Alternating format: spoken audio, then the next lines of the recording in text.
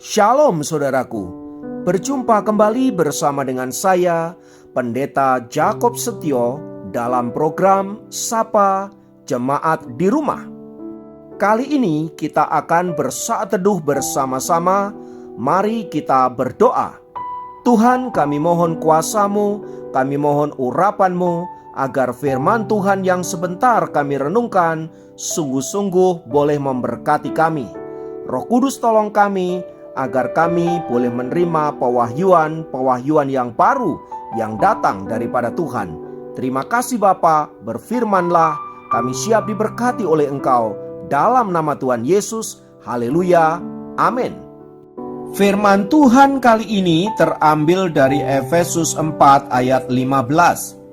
Efesus 4 ayat 15 berkata, "Tetapi dengan teguh berpegang kepada kebenaran, di dalam kasih kita bertumbuh di dalam segala hal ke arah Dia, Kristus yang adalah kepala." Saudara, kita semua sebagai orang tua tentu sangat senang bila melihat anak-anak kita bertumbuh dengan baik, sehat jasmani dan rohani. Sebaliknya, kita tentu akan sangat merasa bersedih bila pertumbuhan mereka terhambat, terlebih bila ada kelainan-kelainan yang membuat mereka tidak bisa bertumbuh secara normal. Hal yang sama juga pasti terjadi pada diri Allah. Ketika Tuhan melihat anak-anaknya bertumbuh, tentu Tuhan akan sangat senang.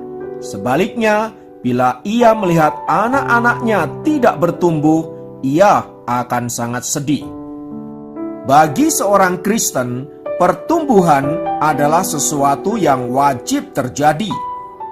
Sebab bila iman kita tidak bertumbuh, maka pengenalan kita akan Tuhan, pengenalan kita akan kuasa salib Kristus juga tidak akan berkembang.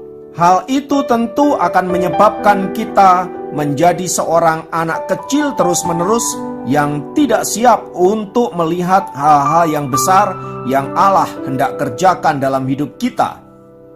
Itu artinya setiap waktu kita harus terus mengalami pertumbuhan. Seiring bertumbuhnya usia kita, seharusnya pertumbuhan rohani pun mengalami pertumbuhan yang semakin baik.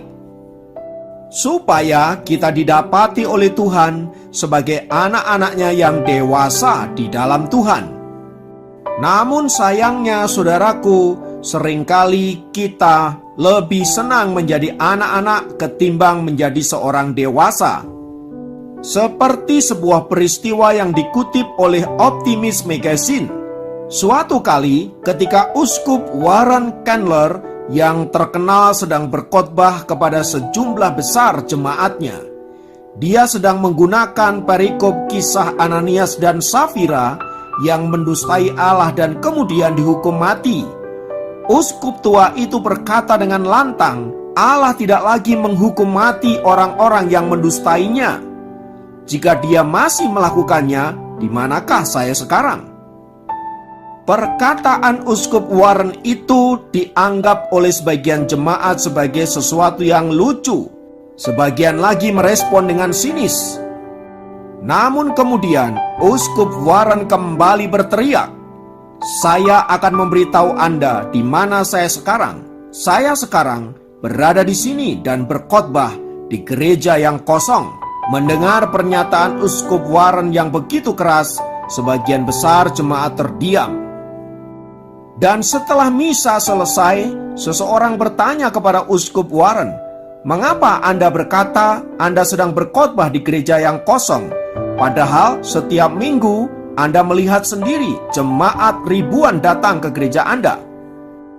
Uskup Warren menjawab dengan sedih dan berkata, "Memang mereka selalu datang tiap minggu berbondong-bondong, tapi saya tidak melihat perubahan hidup yang signifikan. Mereka hanyalah anak-anak yang selalu minum susu, yang selalu ingin dininabobokkan.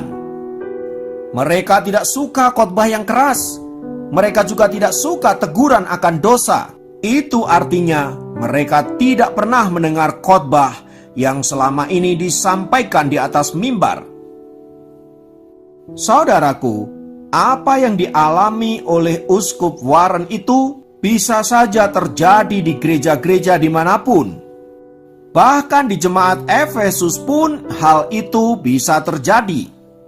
Itulah sebabnya Rasul Paulus mengingatkan kepada jemaat di Efesus agar mereka berpegang teguh kepada kebenaran dan kasih Allah, agar olehnya mereka bertumbuh di dalam pengenalan akan Kristus, pengenalan akan salib Kristus, sehingga mereka menjadi anak-anak Tuhan yang dewasa di dalam iman dan di dalam pengenalan akan salib Tuhan kita, Yesus Kristus. Belajar dari firman Tuhan di atas, saudaraku, mari kita menjadi anak-anak Tuhan yang terus bertumbuh di dalam pengenalan kita akan Tuhan lewat berbagai peristiwa yang kita alami, baik suka maupun duka, dan lewat pelajaran-pelajaran firman Tuhan yang kita terima di atas mimbar, dan juga pembentukan lewat persekutuan dengan anggota tubuh Kristus.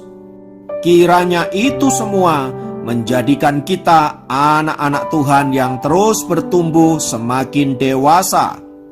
Mari kita terus belajar lewat sekolah kehidupan, di mana Yesus sebagai guru kita, Dia yang akan menolong kita, yang akan mengajar kita bagaimana seharusnya menjalani hidup agar sesuai dengan kehendak Tuhan. Kiranya Tuhan Yesus memberkati. Mari kita berdoa. Tuhan, kami membawa hidup kami ke dalam tangan kasih-Mu.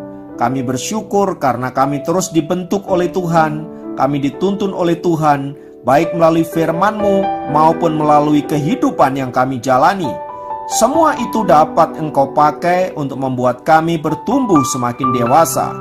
Terima kasih untuk anugerah-Mu, terima kasih untuk penyertaan-Mu. Kami siap untuk mengalami pertumbuhan bersama dengan Tuhan. Terpujilah nama-Mu, dalam nama Yesus kami berdoa, haleluya. Demikian program Sapa Jemaat kali ini. Sampai jumpa dalam program Sapa Jemaat yang lain.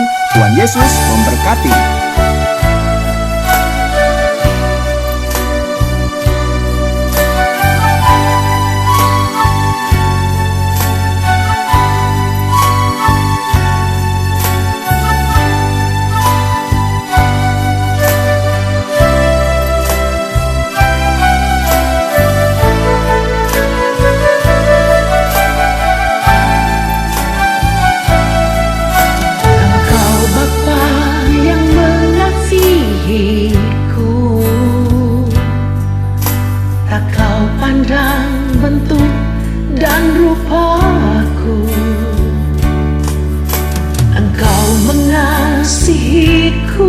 Dengan sepenuh hati, tak pernah sama seperti dunia ini.